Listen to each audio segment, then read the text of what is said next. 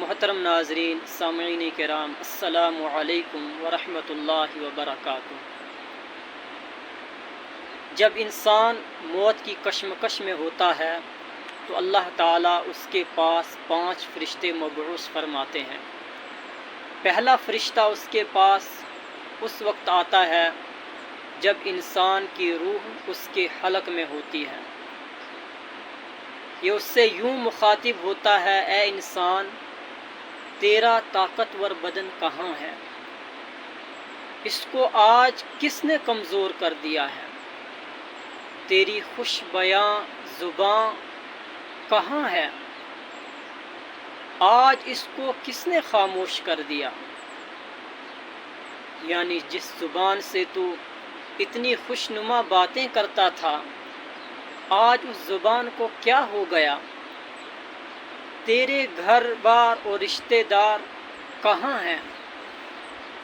آج ان سے کس چیز نے تجھے وحشت زدہ کر دیا ہے؟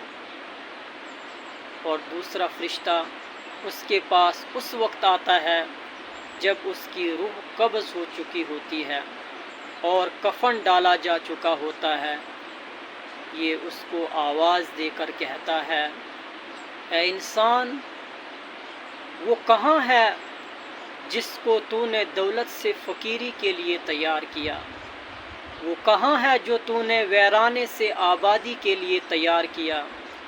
وہ کہاں ہے جو تو نے ان سے وحشت کے لیے تیار کیا؟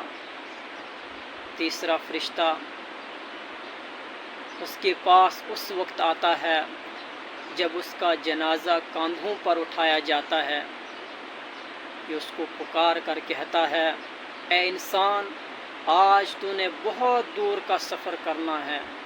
اتنا طویل سفر تو نے کبھی نہیں کیا۔ آج تو نے بہت لمبا سفر کرنا ہے، بہت طویل سفر کرنا ہے جو تو نے پہلے کبھی نہیں کیا۔ آج تو ایسی قوم سے ملاقات کرے گا جس سے تو نے کبھی ملاقات نہیں کی۔ آج ایسی تنگ جگہ میں داخل ہوگا کہ اس سے زیادہ تنگ جگہ میں کبھی داخل نہیں ہوا، یعنی قبر میں۔ تجھے بشارت ہو اگر تو اللہ کی خوشنودی سے سرفراز ہو گیا، اور ہلاکت ہو اگر اللہ کی ناراضی میں مردود ہوا۔ اس کے پاس چوتھا فرشتہ اس وقت آتا ہے جب اس کو قبر میں رکھا جاتا ہے۔ یہ اس کو پکار کر کہتا ہے: اے انسان، کل تو اس کی پشت پر چلتا تھا، یعنی کل تک تو زمین پر چلتا تھا، آج اس کے پیٹ میں لیٹے گا۔ کل تو اس کی پشت پر ہنستا تھا، آج اس کے پیٹ میں روئے گا۔ کل تو اس کی پشت پر گناہ کرتا تھا، آج اس کے پیٹ میں شرمندگی اٹھائے گا۔ پانچواں فرشتہ اس کے پاس اس وقت آتا ہے جب میت پر مٹی برابر کی جا چکی ہوتی ہے اور گھر والے، رشتہ دار اور دوست واپس جا چکے ہوتے ہیں۔ یہ پکار کر کہتا ہے: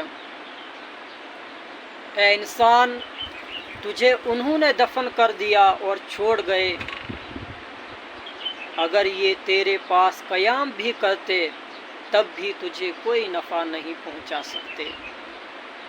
تو نے مال جمع کیا اور دوسرے کے لیے چھوڑ آیا۔ آج یا تو جنت کے اونچے درجے میں منتقل ہوگا یا جلتی ہوئی آگ میں۔